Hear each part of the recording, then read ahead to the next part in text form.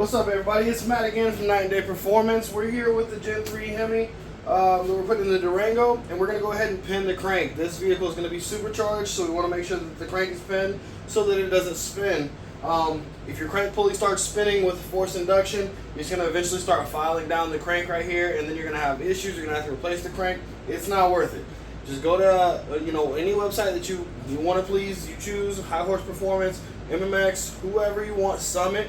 They all have the crank pinning kits from ATI for the Hemis. So right here we have the box that it comes in. We have the drill bit that it comes with it, as well as the tap that comes with it.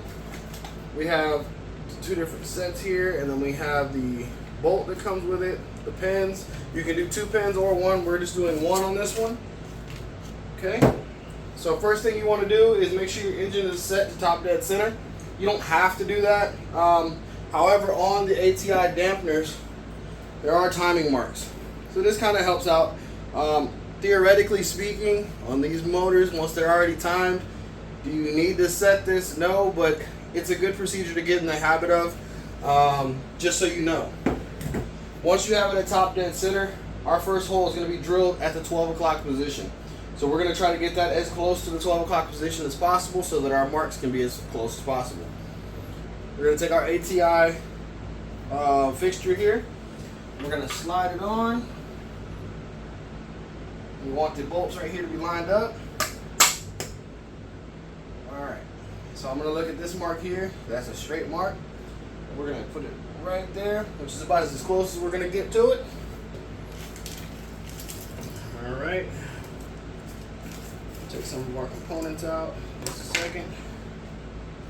Alright, so your front hole here, where this little screw goes. Okay. Put that screw in.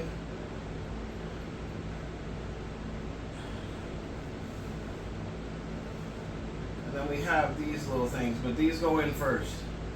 Alright, so there's 2 different sizes. There's one to drill with and one to tap with.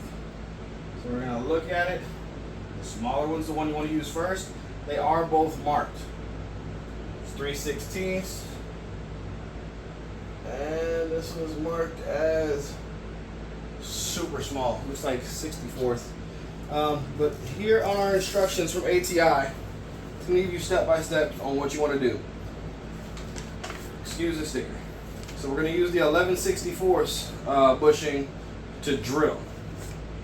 Okay, so this is our 3/16. We're not going to use that one. We're going to use the smaller one, 11/64. We're going to slide that in the hole, right back here. All right, like that. You heard it click in. All right. We're going to make sure it stays aligned as far as our hole. And then this locks it in place. So when you look at these, if the camera will focus on it, you'll see a flat side that goes up against your timing set. This little notch side is where this screw comes into play, where it holds it in place as such. So we're going to go ahead and hold that one in place with this screw.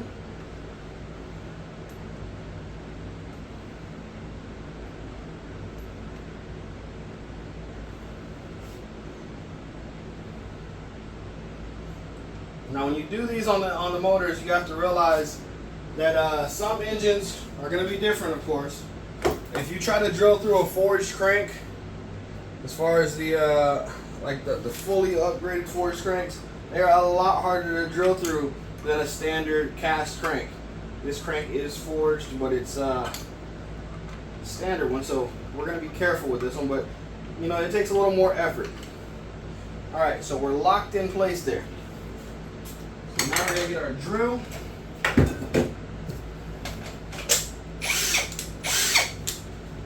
Okay, we're going to open our little box here from ATI. We have our long drill bit here.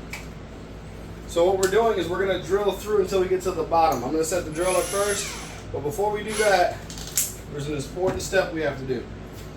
You need to take an older crank bolt. You can use a new one, but I use the older ones. And we're going to tighten this so that it helps it not move. Basically ensures it doesn't spin. Last thing you want when you're trying to drill a straight hole is for it to start spinning. So you're going to use a little impact driver. Don't do it by hand because it'll move the crank.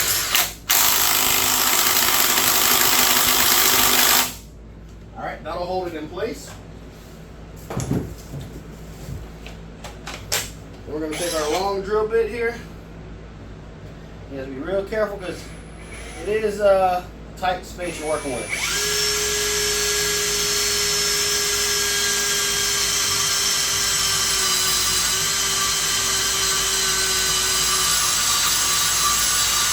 But don't put a lot of pressure. And work it up and down.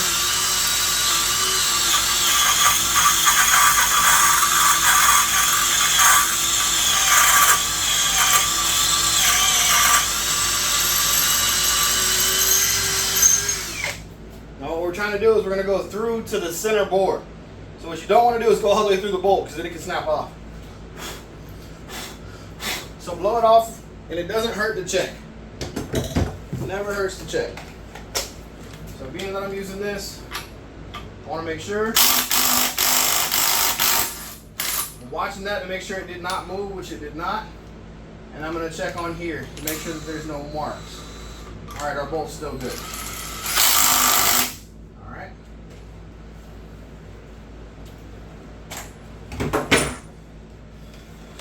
So we're going to drill some more.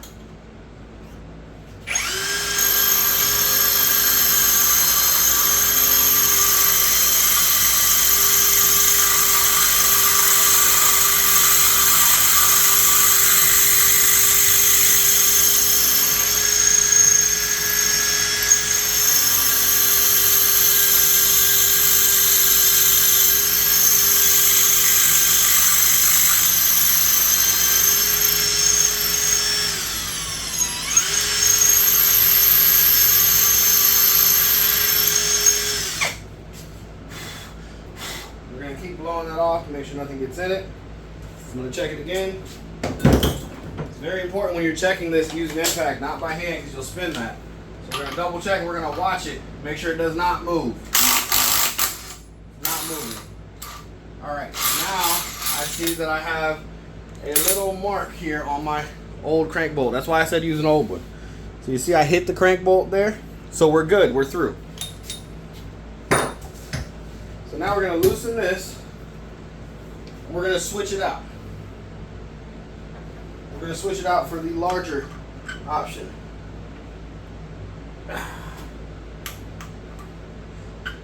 Alright, so I got a flathead here.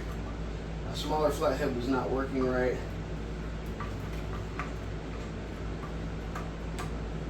I knocked this off. So it gets a little wedged in there a little bit from the drilling process. Be careful because this might be hot. You gotta think about it, you are running a drill through there.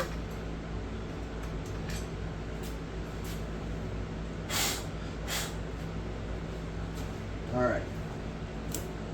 So the best practice to do, like I said, we're switching to the larger option now. Your best practice is going to be to leave that crank bolt in. I took it out so that I can see, have visibility, but you're supposed to leave that in. So when you're doing this, leave that crank bolt in. I already have the hole drilled, and if you're doing the other side 180, you want to make sure you leave it in as well. But I've already drilled it, so I know that the hole's not moving. Now I'm going to tap the hole. And it comes with its own little tap, or a ream I should say, that we're going to use. Now we're going to take this ream,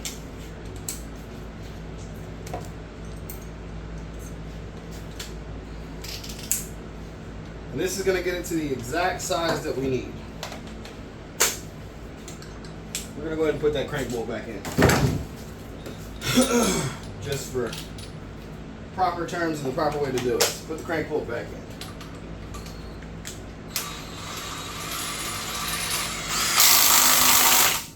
This also ensures that the crank bolt can go back in whenever you have that. Sorry for talking off camera, switching around tools.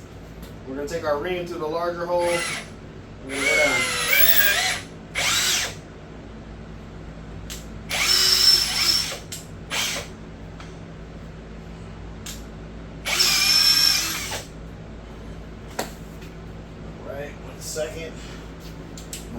being stupid.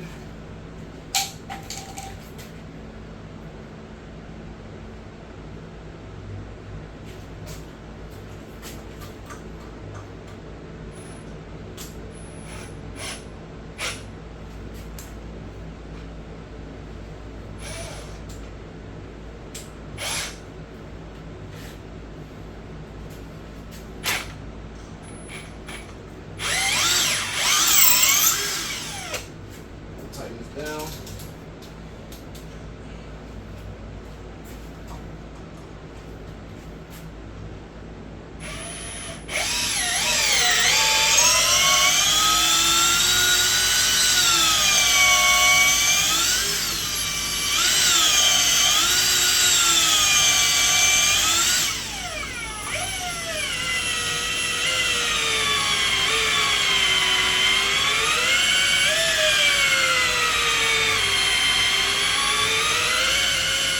So you want to do that a few times at low RPM.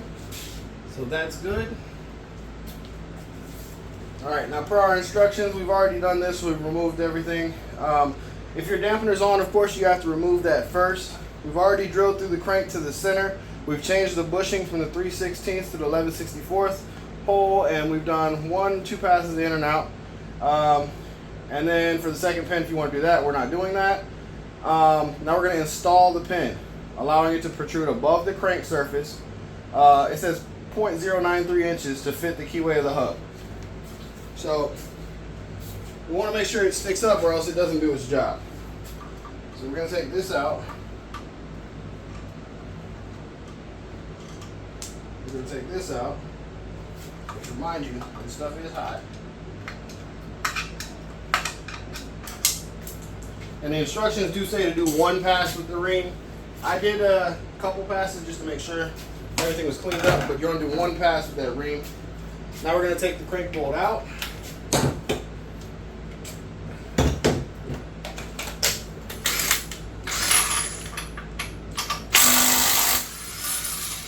Alright, crank bolt is removed.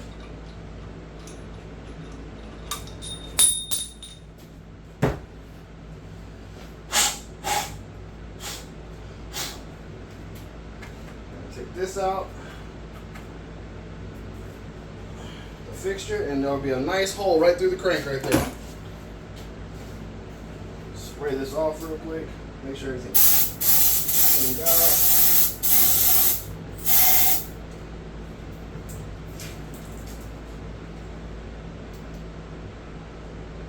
You can use compressed air, I'm using parts cleaner.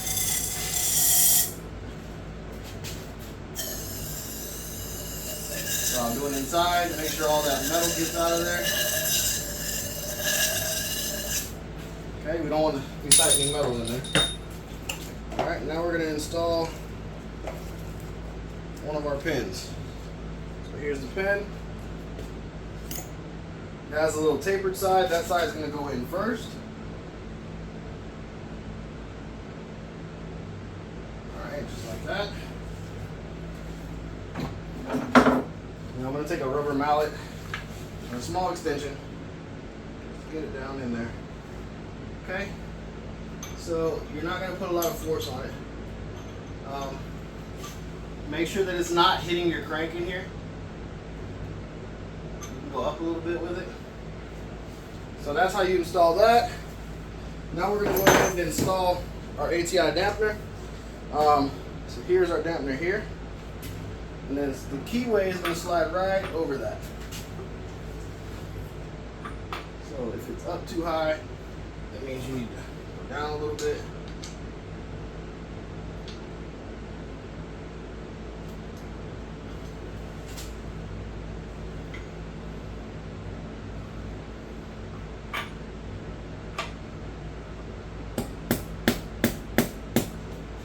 Alright.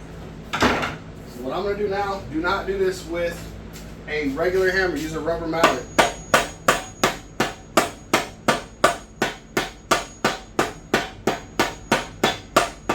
These are press fits. Now I just set it where it needs to go there. I'm going to go back and I'm going to take the old crank bolt once again. Not using the new one. I'm going to put it in the fixture here. Make sure there's good thread engagement. If you don't have good thread engagement, you can easily strip out the threads. Alright. And now I'm going to take a bigger impact. I'm going to go ahead and tighten that all the way in.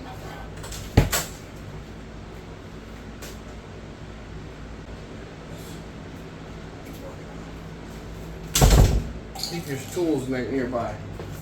Alright, so now I'm going to tighten this on until I see it sit flush.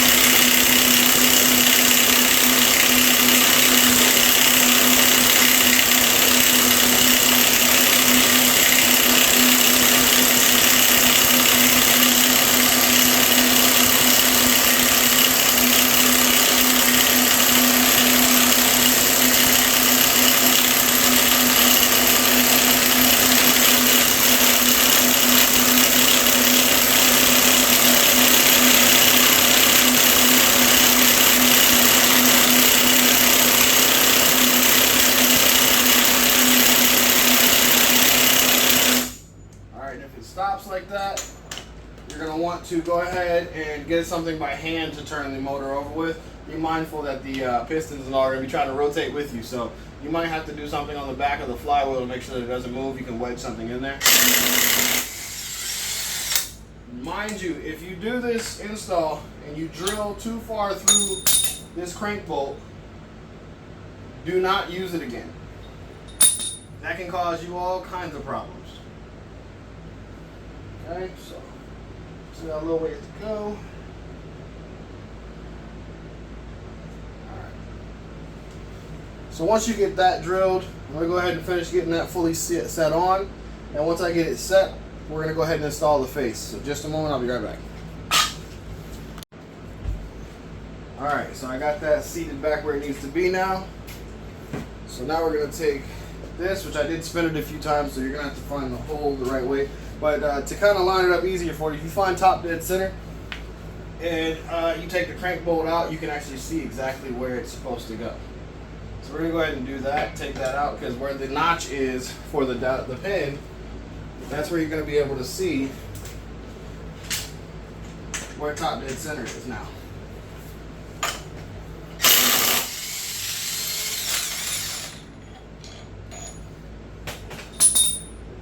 Alright, so our top dead center's over here. Excuse me. So we're going to find our top dead center on here. It just helps you line it up better. If there is an offset hole, it'll only go on one way. This just makes it a lot easier to install. Alright. So now we're going to grab the hardware that comes with the kit. And so there's a minimum of 9 bolts that have to be installed, with Loctite and torque to spec.